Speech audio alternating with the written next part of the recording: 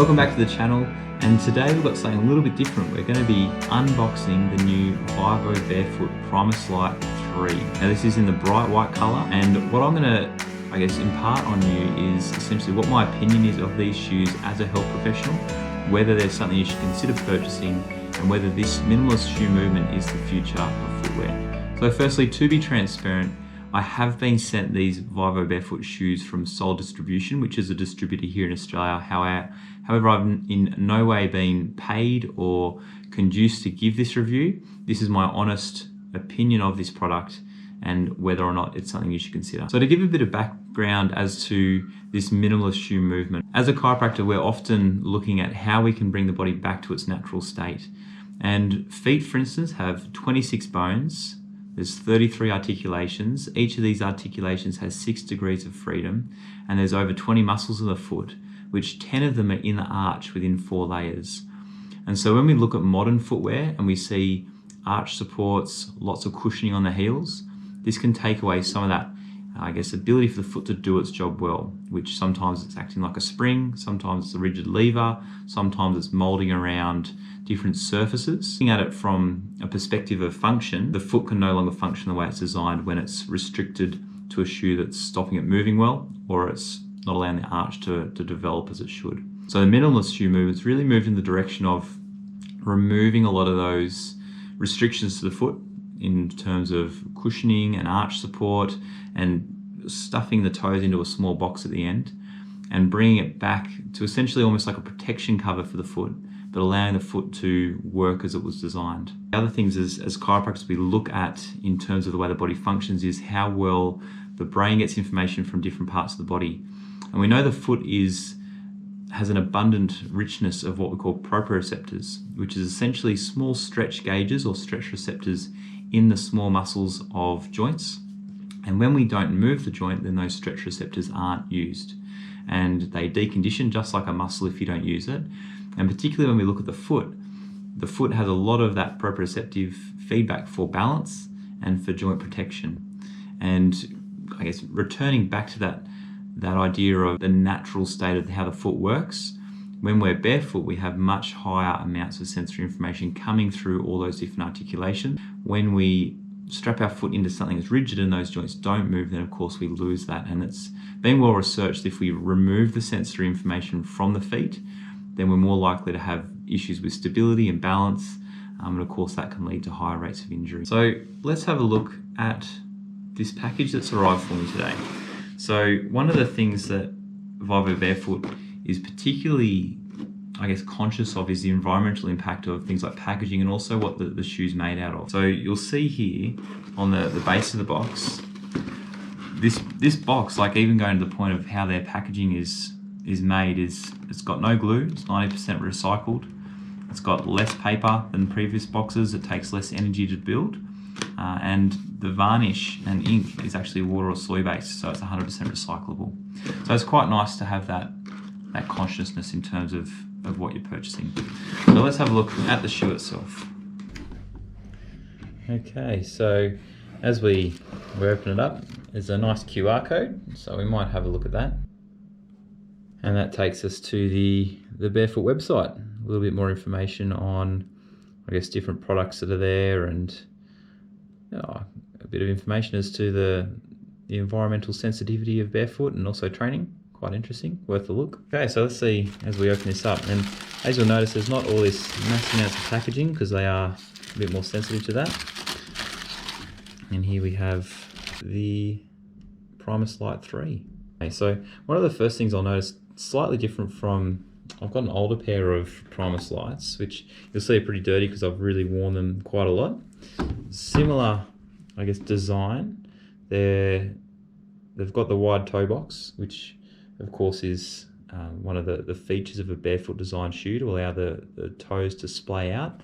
But it seems they've slightly changed the design of the material. It's a little bit, I'm not sure if this is just because it's a newer shoe and not as soft, but it's a slightly different construction where it's a little bit firmer. And it's probably got a fair bit more support around the back here. That's almost more of maybe a type of polymer of some sort. I think it's a natural type of rubber, but it's it's more fabric, I guess, than the older ones. This is actually a recycled shoe, which I think quite incredible. Beautiful, soft feeling shoe. And that's one thing I think to be wary of. These aren't a waterproof or all-weather shoe. So really only for dry conditions. As we'll see, the sole of the shoe is, it's grippy, but it's not I wouldn't say a hiking shoe, but it does definitely have that ability to fold up into a ball. And once again, this may just be because this is a new shoe compared to the old one, the well-used one. But it does seem like the new materials that they're using, which I think are actually a bit more environmentally friendly, are a little bit stiffer. But I'm sure, it's not a problem. It's just going to be one of those things that when you wear it in, you'll just be wary that it's a little bit stiffer than the others, which actually may suit some people. Nice bit of cushioning at the back here, and of course plenty of breathing room there. So one of the things that you'll notice just generally with these sort of shoes is that wide toe box, which is essentially a foot shape. If you look at the foot, it's not shaped like, if I look at a pair of Calvin Kleins, for instance, which they have a toe box like that. Our foot isn't designed to be that shape. So this is a much more natural foot position to allow the foot to function as it's designed. It also allows more stability because you've got much more surface on the ground as you're moving. And then of course the flexibility allows you to engage with that natural environment. And something I've even noticed with when I'm walking with these is you have this ability to really understand what's under your feet. So with that being said, let's try them on and see how they feel.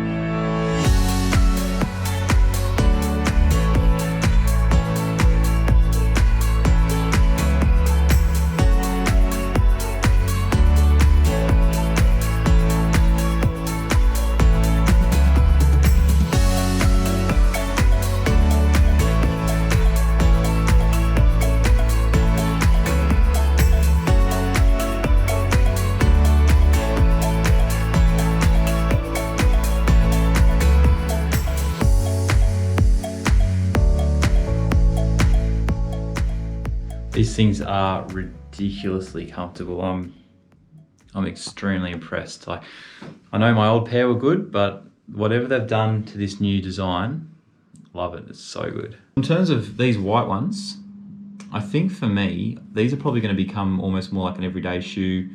I'll probably wear them to work, and I'm wearing different types of clothing like scrubs, for instance.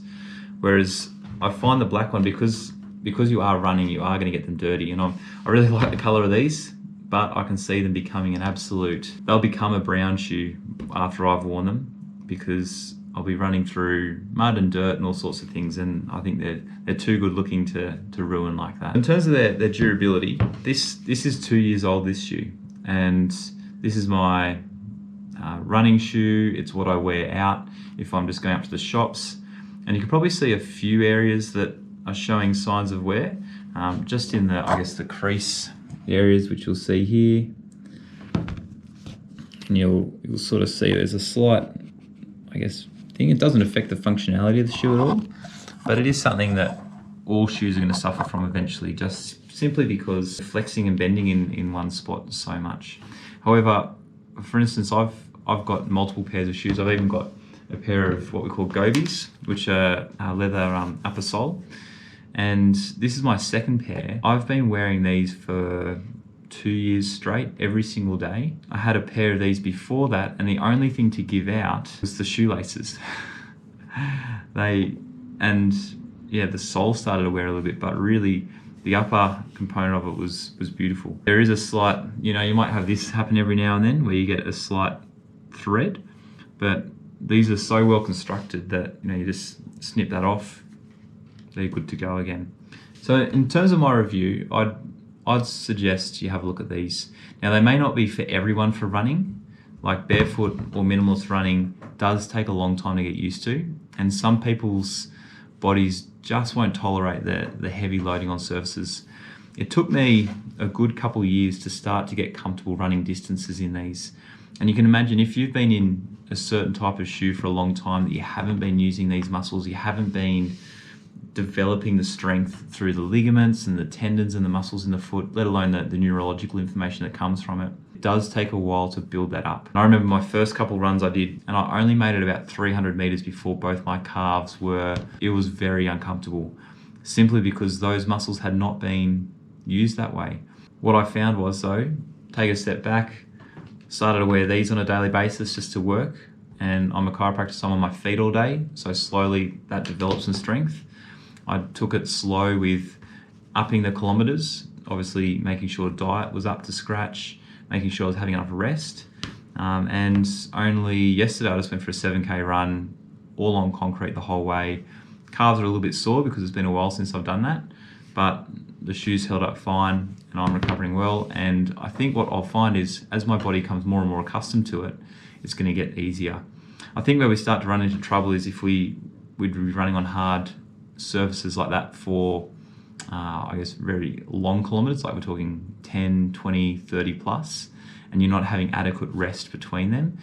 Those sort of unnatural surfaces, you are going to be putting higher forces through joints and bones, which could lead to injury. So just be wary of that.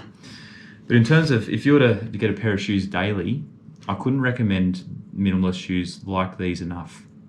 You get, I guess, the benefits of being in touch with what the ground is showing you. They're comfortable, they are stylish. I really like the design of these, and these are much more of like a, I guess, a sporting running shoe. But check out the website at Soul Distribution, because they do have a lot of different types of more casual shoe, as well as hiking shoes. My wife's been hiking in Vivo Barefoot as well, and they're very, very comfortable. They're very well made. If you're environmentally conscious as well, you can rest assured with their company and their vision and their goals to be, I guess, as environmentally friendly as they can and sustainable as well. So I'll give these a 5 out of 5. I'd really suggest having a look and see if there's something that would suit you, because when it comes to all factors across the board, style, durability, environmentally friendly, and of course what it does for your body, these are the way to go.